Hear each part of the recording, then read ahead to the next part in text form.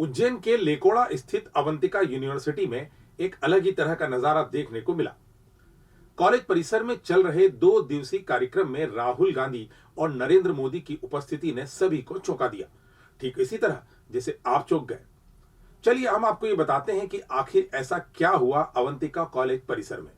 दरअसल हुआ यूं कि अवंतिका यूनिवर्सिटी के स्कूल ऑफ मैनेजमेंट द्वारा उज्जैन डिप्लोमेसी समिट का आयोजन नवंबर 2 और 3 को किया जा रहा है, जिसका मुख्य उद्देश्य यह है कि यहां एजुकेशन हासिल कर रहे स्टूडेंट्स को राजनीतिक मुद्दों के साथ साथ वैश्विक मामलों तथा नई तकनीकी से रूबरू करना है। इसके लिए यह यूएन अर्थात यूनाइटेड नेशन का मॉडल बनाया गया है, जिसमें अलग अलग विषयों पर स्टूडेंट चर्चा करते हैं। अवंतिका यूनिवर्सिटी के स्कूल ऑफ मैनेजमेंट द्वारा आयोजित MUN यानी कि मॉडल यूनाइटेड नेशंस में कभी लोकसभा का नजारा नजर आता है, जहां छात्र नरेंद्र मोदी और राहुल गांधी बनकर डिबेट करते हुए दिखाई देते हैं, तो कभी यहां WHO यानी वर्ल्ड हेल्थ ऑर्गेनाइजेशन के प्रतिनिधि बने कॉलेज के स्टूडेंट कोरोना जैसी महामारी और भविष्य में होने वाली ऐसी स्थिति से निपटने की रणनीति पर वैचारिक मंथन करते हैं। वैश्विक स्तर पर प्रेस की भूमिका और उससे जुड़े हुए अन्य मुद्दों पर भी मॉडल यूनाइटेड नेशंस में खुलकर चर्चा होती है। यही नहीं, बच्चों से लेकर बड़ों की दिलचस्पी बन चुके हैरी पॉटर जैसे कैरेक्टर को भी इस समिट में शामिल किया गया है।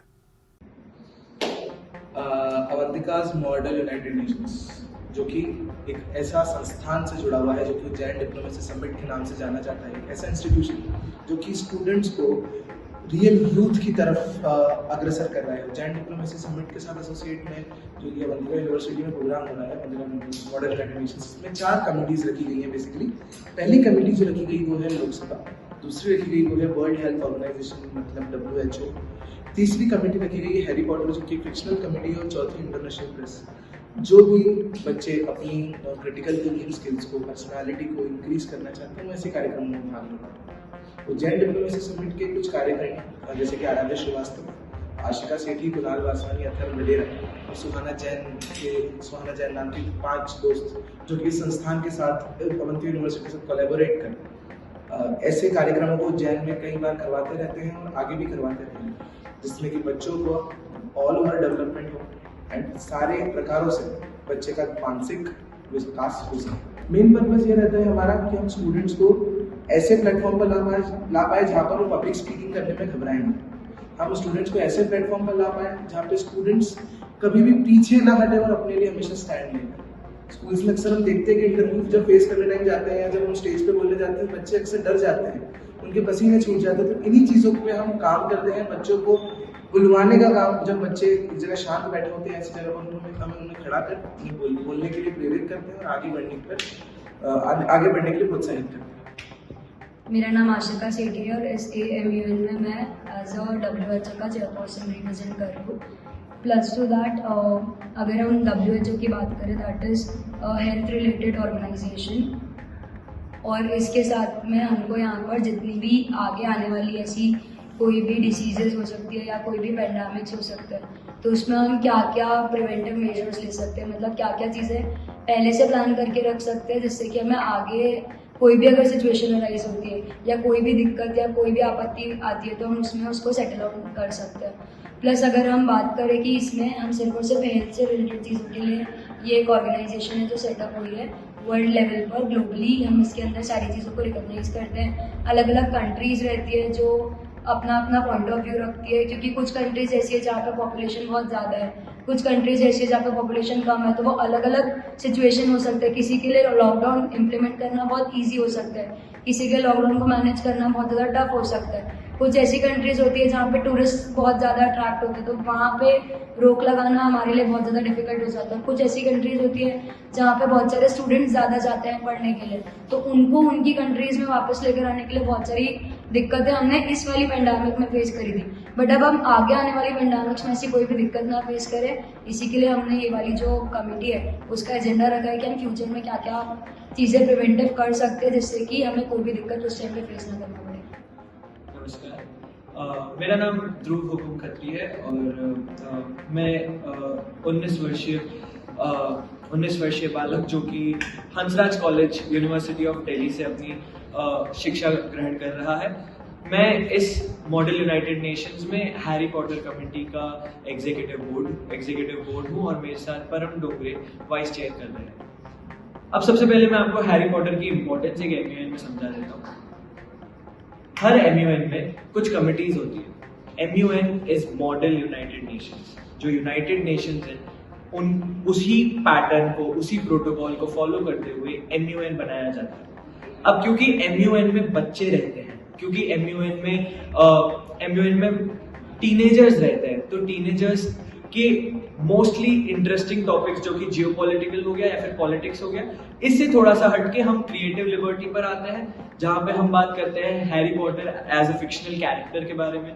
एक फिक्शनल कमेटी है जहाँ पे जो कि JK रावलिंग की किताबें हैं हैरी पॉटर, जो कि उनकी काफी फेमस सीरीज है हैरी पॉटर। हम उन चीजों के बारे में बात करते हैं और हमारी राय देते हैं वहां पे। हम जिस तरह से चाहते हैं हम उस तरह से हैरी पॉटर को फ्रेम कर सकते हैं। हम बच्चों से राय लेते हैं कि किस तरह से हैरी पॉटर को डायरेक्ट किया जा सकता था बेहतर तरीके से, किस तरह से किसका कैरेक्टर निर्देशक और बेहतर किया जा सकता था। बस हम उन चीज़ों के बारे में बात करते हैं।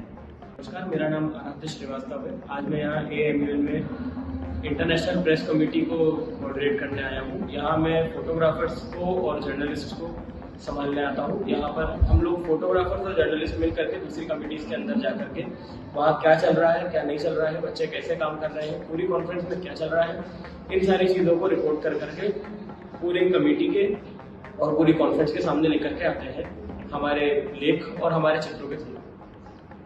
इस कमेटी में मेरे साथ में मेरी को चेयर कलेश है। हम लोग यहाँ पर बच्चों को लिखना, बोलना, अलग अलग तरीके से फोटो खींचना और अपने थॉट्स को, अपने विचारों को, चित्रों को, कार्टून्स को और लेखों को अलग अलग तरीके से प्रस्तुत करना सिखाते हैं। आप अपनी जर्नलिज्म से क्या इम्पैक्ट डालते हैं इन चीज़ों में? हम हमारे जर्नलिज्म से वो इम्पैक्ट डालते हैं यहाँ पर, जो कि हम चाहते हैं कि बाहर भी मीडिया जो है, डिजिटल मीडिया, प्रिंट मीडिया, ये सारी चीज़ें डाली जाए। हम चाहते हैं कि कम्युनिटी के अंदर या देश के अंदर जो सत्य है हम उसको सभी के सामने, हमारी जनता के सामने लेकर के आए, बिना किसी बायसनेस के, बिना किसी छोल के। इस साल 2023 से हमने एक अनोखा प्रयास चालू किया है जो हम मॉडल यूनाइटेड नेशन के नाम से। इसका जो मकसद है वो आज के जो युवा है, जो अलग अलग कॉलेजों में शिक्षा ले रहे हैं, उनको एक उचित प्लेटफॉर्म देना और जो राजनीति से लेके, सामाजिक लेके या फिर जागतिक स्तर पे जितनी भी समस्याएं हैं उसका समाधान कैसे निकलाया जाए, उसके ऊपर चर्चा कैसे हो और वो चर्चा के माध्यम से कैसे समाधान निकलाया जाए, इसके लिए एक MUN मॉडल यूनाइटेड नेशन का प्लेटफॉर्म हमने युवाओं के लिए उपलब्ध कराया है। सर, करीबन कितनी संख्या में बच्चों ने जो है वो इसमें पार्टिसिपेट किया, किन किन मुद्दों को उन्होंने जो है वो गौर से रखा है अपने आगे? आज जो इवेंट हुआ है, हालांकि वो कल भी चालू रहेगा, टोटल 250 बच्चे ने इसमें पार्टिसिपेट किया। ज़्यादातर बच्चे इंदौर, उज्जैन और बाकी के शहरों से आए हुए थे और अलग अलग कॉलेज के बच्चों ने उसमें पार्टिसिपेट किया।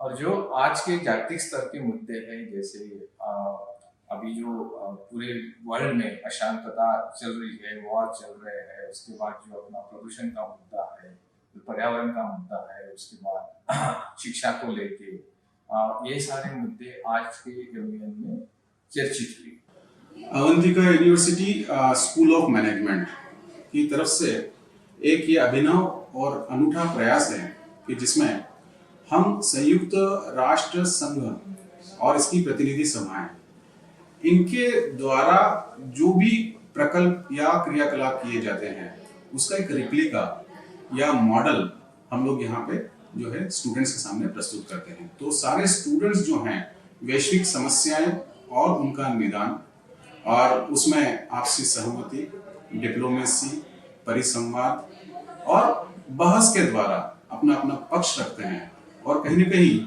उसके द्वारा किसी एक विचार के ऊपर वो सहमत होके और उस समस्या का निदान भी प्रस्तुत करते हैं। ये कहते हुए मुझे बहुत खुशी महसूस हो रही है कि ये चूंकि हमारा पहला ही प्रयास था अवंतिका यूनिवर्सिटी का, और इसमें हमें उज्जैन और इंदौर के काफी प्रतिष्ठित स्कूल्स और कॉलेज से बहुत अच्छा प्रतिसाद मिला है।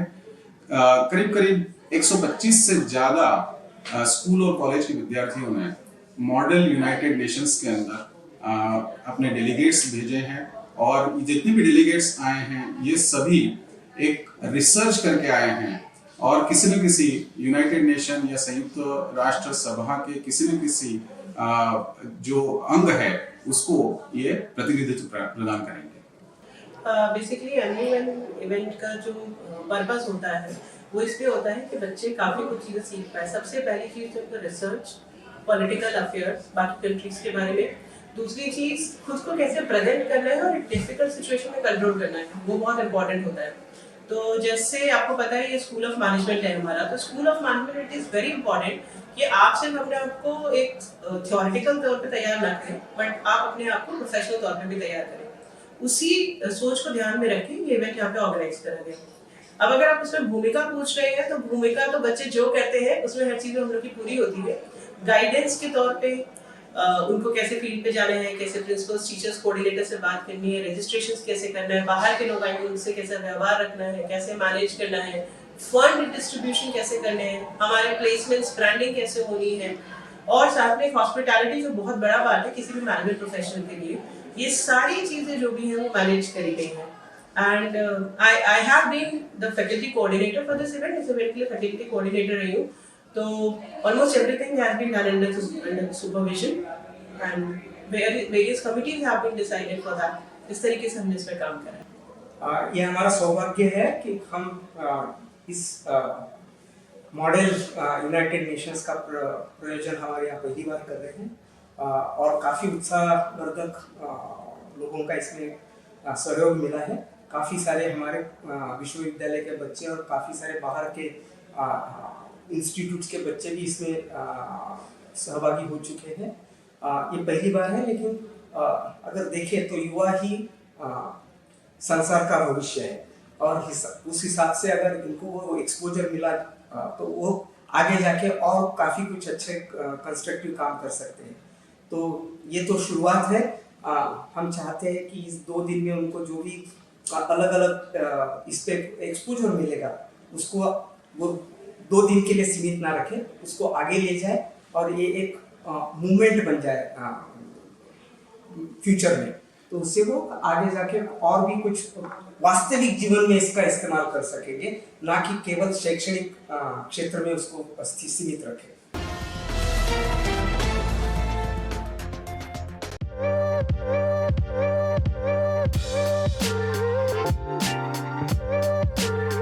Thank you.